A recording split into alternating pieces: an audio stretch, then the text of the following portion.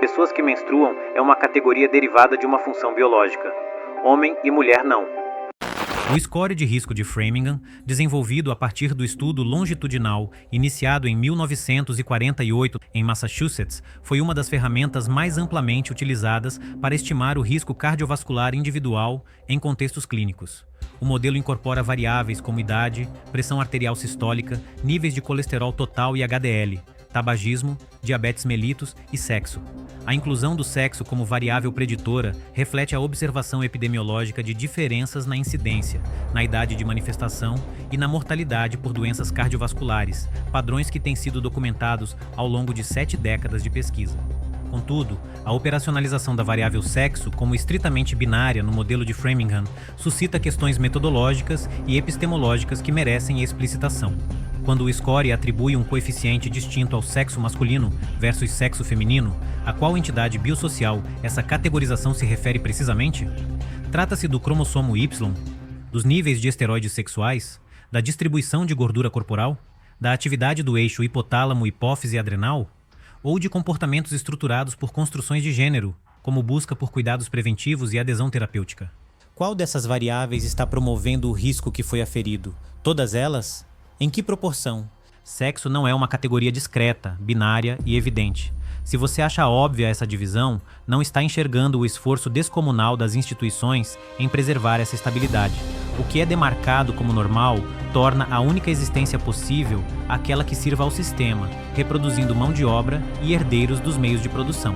Afinal, o que define o sexo?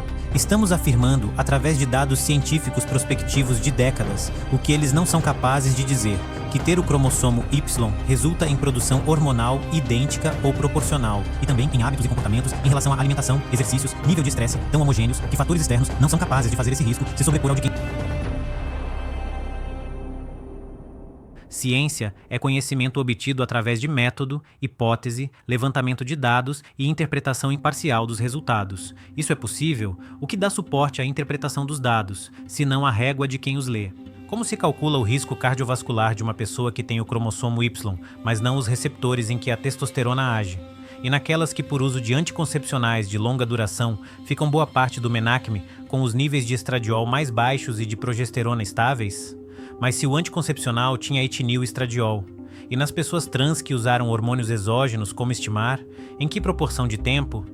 Para que a ciência tenha precisão e imparcialidade, essas variáveis precisam ser desmembradas, porque a categoria sexo se refere a cromossomos que quase nunca confirmamos, diferenças hormonais amplamente divergentes entre pessoas do mesmo grupo, comportamentos sociais deterministas e uma variação dentro do mesmo grupo, maior que entre os grupos.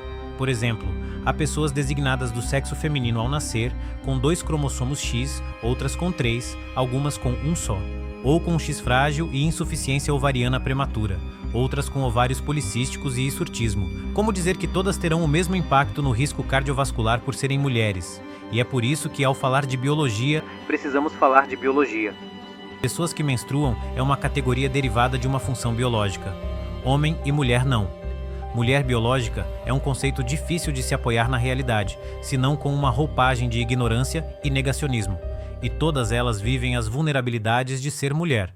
Têm composições genéticas diferentes, níveis hormonais variáveis, viveram diferentes posições e expectativas sociais ao longo da história, e ainda vivem diferentes formas de adequação a realidades culturais distintas e que não estão marcadas no DNA.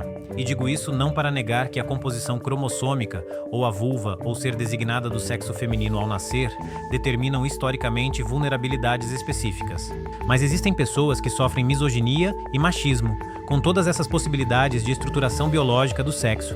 Então não tem nada de óbvio, irrefutável, imparcial e neutro nessa realidade. O que há são instituições que cooperam para preservar a reprodução como sentido da vida, e por isso é tão necessário, moral e óbvio que seja reconhecida uma única forma de ser e de se relacionar, a que preserva o sistema econômico e as classes estáveis. Vamos colocar em evidência a suposta obviedade da categoria. São os cromossomos? Se tem 2X, é feminino. Quantas pessoas sabem o seu cariótipo?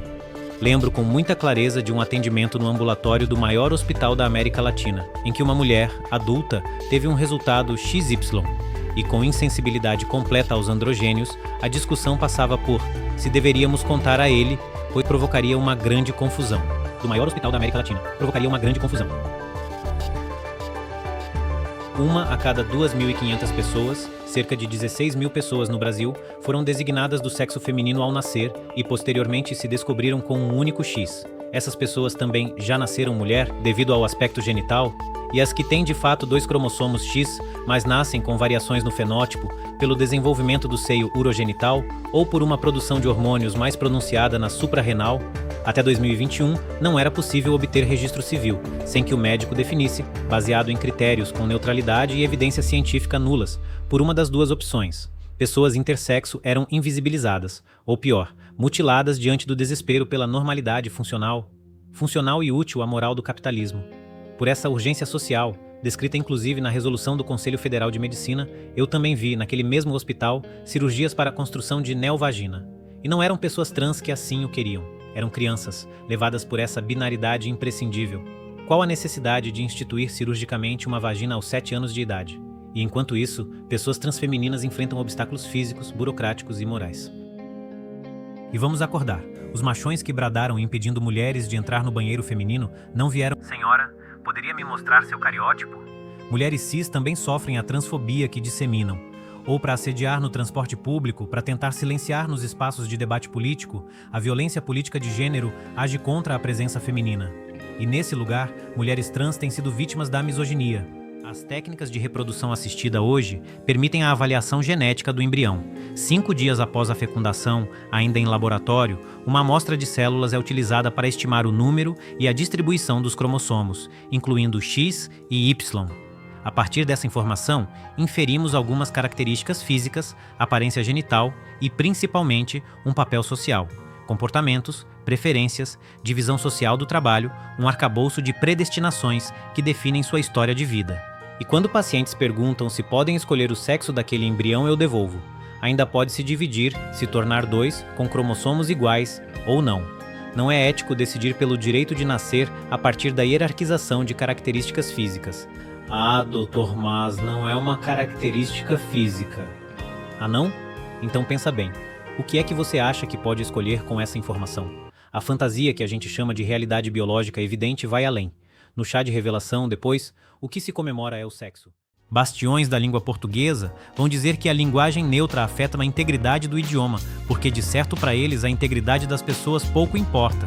Os mesmos que defenderão que já se nasce mulher, que é a fêmea humana. Macho e fêmea são utilizados para diferenciar substantivos epicenos, ou seja, que não possuem flexão de gênero. Jacaré, cobra, águia. Agora que a gente não tem boi fêmea, né? Ou tem?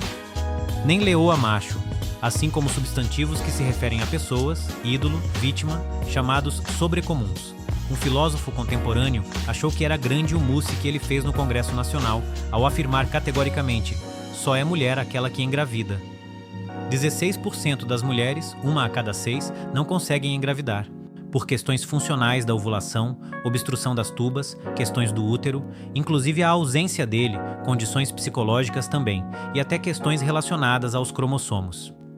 Podem ter translocações, X frágil, um X só como já disse, ou mesmo XY, como mulheres trans.